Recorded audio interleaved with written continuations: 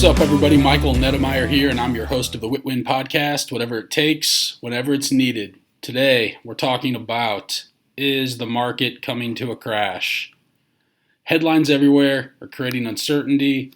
They're creating uncertainty in the market. You've got people saying the market's going to slow. Some people are saying it's going to crash. All of these experts have different opinions of what's going on in the market. And to be honest, the truth, no one knows for sure. It's a bunch of people making guesses based on data that's available to them. Now, since we know that, let's take a look at the data.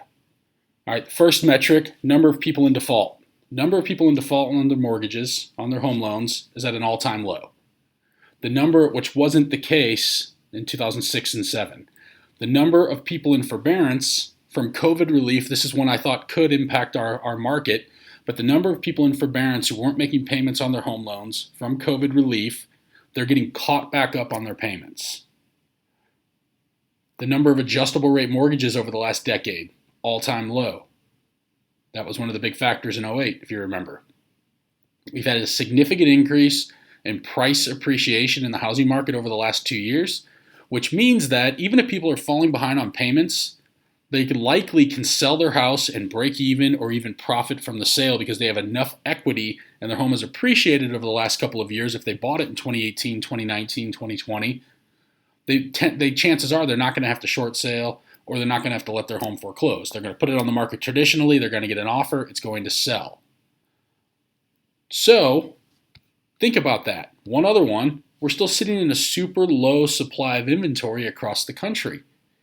So things are starting to slow a little bit, but think about in St. Louis where I live, we're at about a 1.5 month supply of inventory, which is a very, very strong seller's market.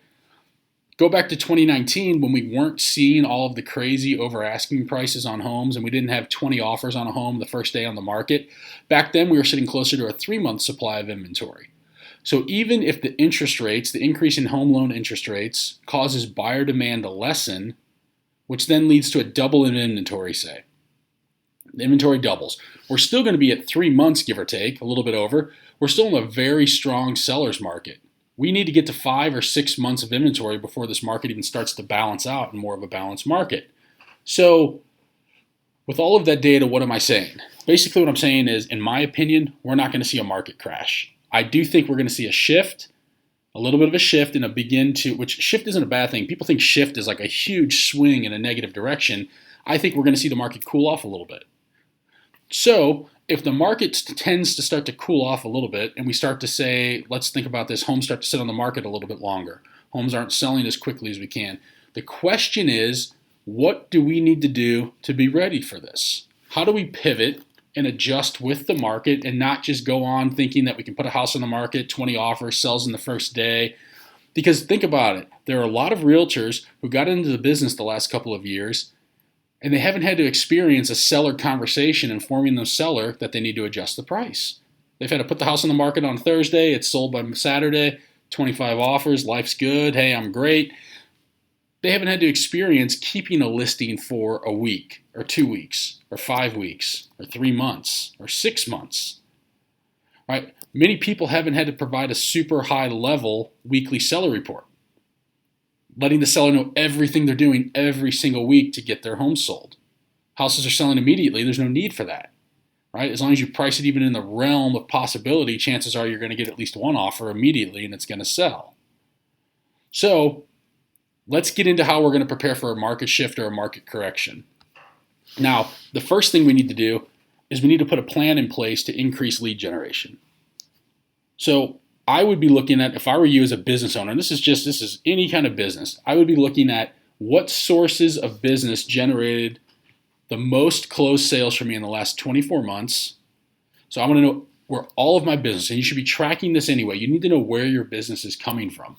Was it my sphere of influence? Was it for sale by owners? Was it internet leads? Was it farming? Was it some other form of marketing? Was it radio? Was it TV? Whatever it is, where did the bulk of your sales come from in the last 24 months?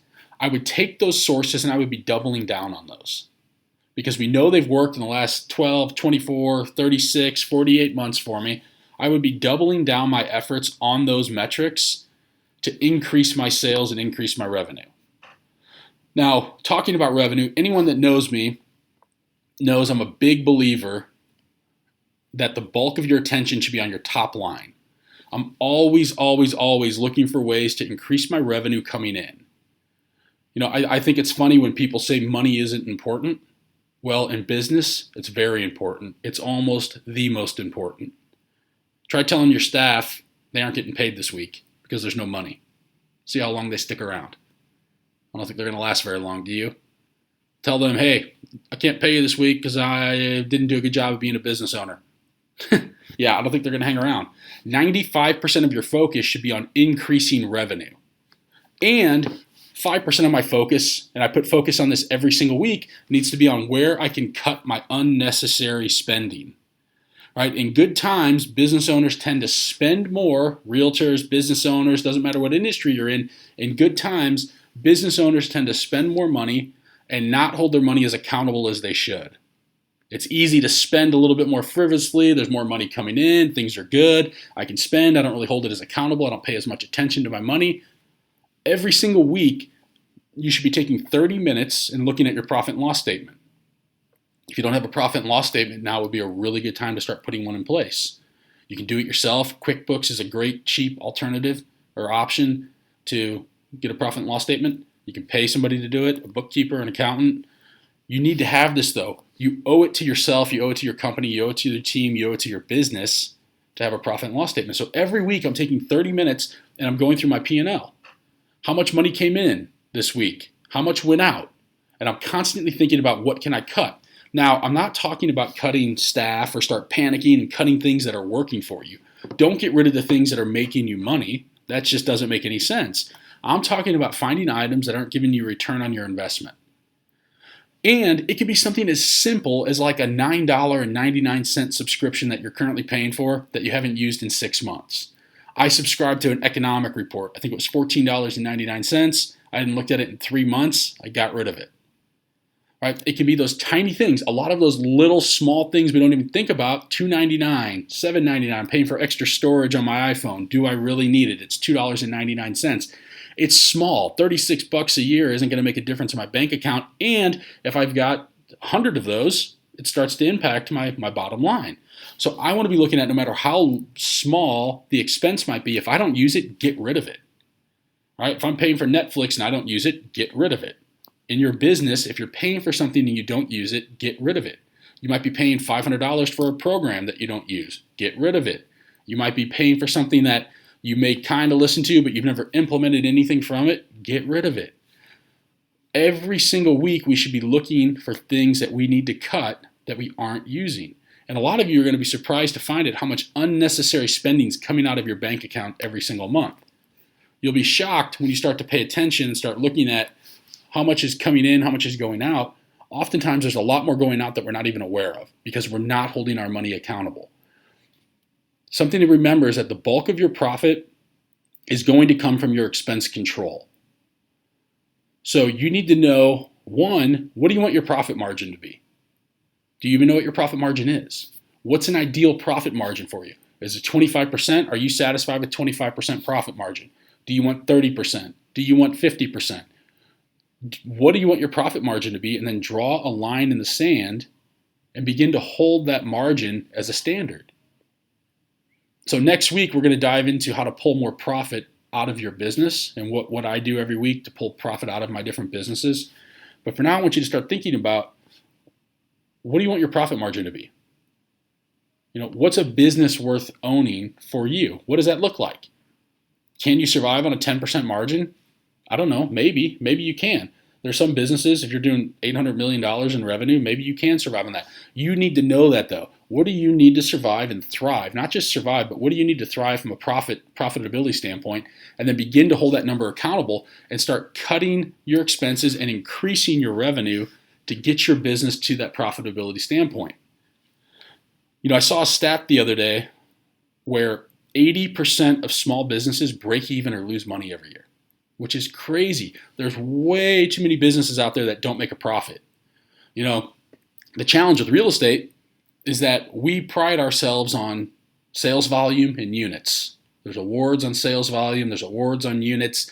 Hey, $100 million sales team, number one in the area, number one at this, number one for homes sold, number one for volume sold. What would your award look like from a profitability standpoint? Are you proud of your profit? Because it's one thing to have sales and have units, it's another thing to be a profitable business. A $100 million team could generate less profit than someone selling $3 million in real estate, which is crazy if you think about it. So don't fall into this group. Don't fall into that statistic of 80% of small business owners breaking even or losing money every year. Focus on your efforts of lead generation. Hold your money super accountable. And when you start to do this, I promise you, regardless of the market, your business is always going to thrive.